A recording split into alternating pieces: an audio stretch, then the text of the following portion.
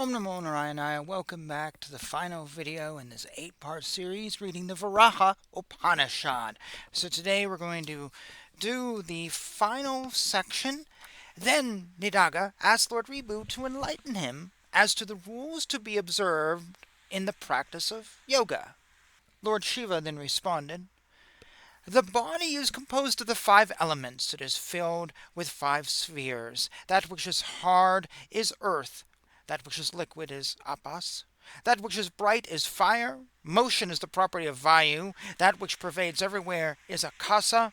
All these should be known by an aspirant after yoga.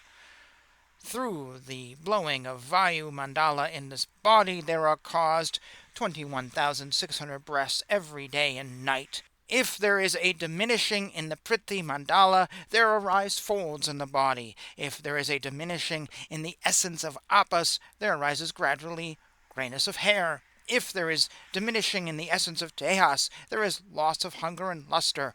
If there is diminishing in the essence of vayu, there is incessant tremor. If there is diminishing in the essence of akasha, one dies. The prana, which possesses these elements, having no place to rest in the body owing to the diminishing of the elements, rises up like birds flying in the air. For it is for this reason that it is called uddiyana, or flying up. With reference to this, there is said to be a binding. There is said to be a posture called uddiyana bandha, by which this flight can be arrested. This uddiyana bandha does away with death, as a lion to an elephant. Its experiences in the body, as also the bandha. Its binding in the body is hurtful. If there is agitation of agni within the belly, then there will be caused much pain. Therefore, this uddiyana bandha should not be practiced by one who is hungry or has urgency to make water or void excrement. He should take many times in small quantities proper and moderate food. He should practice mantra yoga, laya yoga, and hatha yoga through mild, middling, and transcendental methods, respectively. Laya, mantra, and hatha yogas have each the same 8 subservients. They are yama, niyama, asana, pranayama, pratyahara, dharana, dhyana, and samadhi. Yama is of 10 kinds. They are non-injury, truth, non-coveting, continence, compassion, straightforwardness, patience, courage, moderate eating, and purity of body and mind.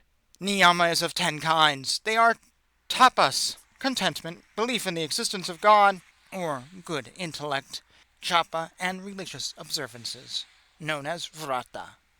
They are 11 postures beginning with the chakra.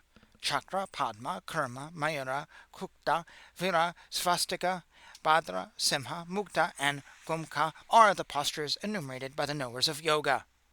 Placing the left ankle on the right thigh and the right ankle on the left thigh and keeping the body erect while sitting is the posture Chakra. Pranayama should be practiced again and again in the following order: inspiration, restraint of breath, and expiration. The pranayama is done through the nadis, or the nerves, hence it is called the nadis themselves. The body of every sentient being is 96 digits long. In the middle of the body, 2 digits above the anus and 2 digits below the sexual organ, is the center of the body. 9 digits above the genitals, there is the khanda of nadis, which revolves oral-shaped. 4 digits high and 4 digits broad. It is surrounded by fat, flesh, bone, and blood. In it is situated a nadi chakra, having 12 spokes. Kundali, by which this body is supported, is there. It is covering by its face the Brahmaradhana of Sushumna.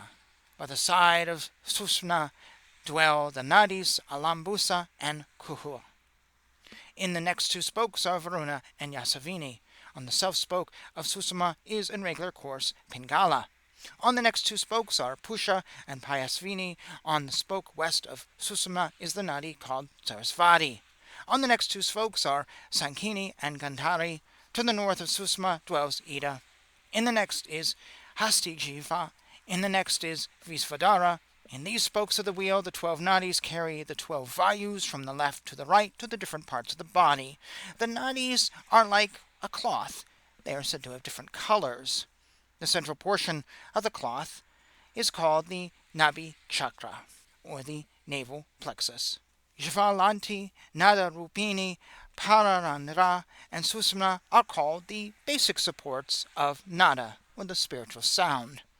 These four nadis are of a ruby color. The central portion of Brahmanandra is again and again covered by Kundali. Thus 10 vayus move in these nadis. A wise man who has understood the course of nadis and vayus should, after keeping his neck and body erect with his mouth closed, contemplate immovably upon Atman at the tip of the nose, in the center of his heart, and in the middle of Bindu, and should see with a tranquil mind through the mental eyes the nectar flowering from there. Having closed the anus and drawn up the vayu, and caused it to rise through the repetition of Om, he should contemplate with Shri Bija. He should contemplate upon his Atman as Shri, and as being bathed by nectar. This is the time illusion. It is said to be the most important of all. Whatever is thought of by the mind is accomplished by the mind itself. Then Agni will flame in water, and in the flame of Agni will arise the branches and blossoms. Then the words uttered and the actions done regarding the universe are not in vain. By checking the bindu in the path, by making the fire flame up in the water, and by causing the water to dry up, the body is made firm. Having contracted simultaneously the anus and the yoni, united together, he should draw up apana and unite it with samana. He should contemplate upon his Atman as Shiva, and then as being bathed by nectar. In the central part of each spoke, the yogin should commence to concentrate his will. He should try to go up by the union of prana and apana. This most important yoga brightens up in the body the path of cities. As a dam across the water serves as an obstacle to the floods, so it should ever be known by the yogins that the chaya of the body is to jiva. This bandha is said of all nadis. Through the grace of bandha, the goddess becomes visible. This bandha is of 4 feet and serves as a check to the 3 paths. This brightens up the path through which the cities are obtained. If prana is made to rise up soon, the bandha, checking all nadis, goes up. This is called Samputa Yoga or Mula Bandha. Through the practicing of this yoga, the 3 bandhas are mastered. By practicing day and night intermittently or at any convenient time, the vayu will come under his control. With the control of vayu, agni in the body will increase daily. With the increase of agni, food, etc., will be easily digested. Should food be properly digested, there is an increase of the essence of food. With the daily increase of this essence of food, there is an increase in spiritual substances. With the increase of spiritual substances, there is an increase of wisdom in the body. Thus all the sins collected together during many crores of births are burnt up. In the center of the anus and the genitals, there is the triangular Muladhara. It illuminates from the seat of Shiva of the form of Bindu. There is located the Parasakti named Kundalini. From that seat, Vayu arises. From that seat, Agni becomes increased. From that seat, Bindu originates and Nada becomes increased. From that seat, Hamsa is born. From that seat, Manas is born. The 6 chakras, beginning with Muladhara, is said to be of the seat of the goddess, Shakti. From the neck to the top of the head is said to be the seat of Shiva. To the nadis, the body is the support. To prana, the nadis are the support. To jiva, prana is the dwelling place. To hamsa, jiva is the support. To shakti, hamsa is the seat and the locomotive in the fixed universe. Being without distraction and of a calm mind, one should practice pranayama. Even a person who is well skilled in the practice of the 3 bandhas should try always to cognize with a true heart that principle which should be known and is the cause of all objects and their attributes. Both expiration and inspiration should be stopped and made to rest in the restraint of breath alone. He should depend solely on Brahman, which is the highest aim of all visibles. The giving out of all external objects is said to be expiration. The taking in of the spiritual knowledge of the Shastras is said to be inspiration, and the keeping to oneself of such knowledge is said to be the restraint of breath. He is an emancipated person who practices thus such a chitta. There is no doubt about it. Through Kumbhaka, the mind should always be taken up, and through Kumbhaka alone it should be filled within. It is only through Kumbhaka that Kumbhaka should be firmly mastered. Within it is Parama Shiva. That vayu which is non-motionless should be shaken again through Kantra Mudra, the throat posture. Having checked the course of Vayu, having become perfect in the practice of expiration and the restraint of breath, and having planted evenly on the ground the 2 hands and the 2 feet, one should pierce the 4 seats through Vayu through the 3 yogas. He should shake Mahameru with the aid of the forces of the mouth of Vayu. The 2 cavities being drawn, Vayu throbs quickly. The union of moon, sun, and Agni should be known on account of nectar. Through the motion of Meru, the devatas who stay in the center of Meru move. At first in his Brahma Granthi there is produced soon a passage. Then, having pierced Brahma Granthi, he pierces Vishnu Granthi. Then he pierces Rudra Granthi.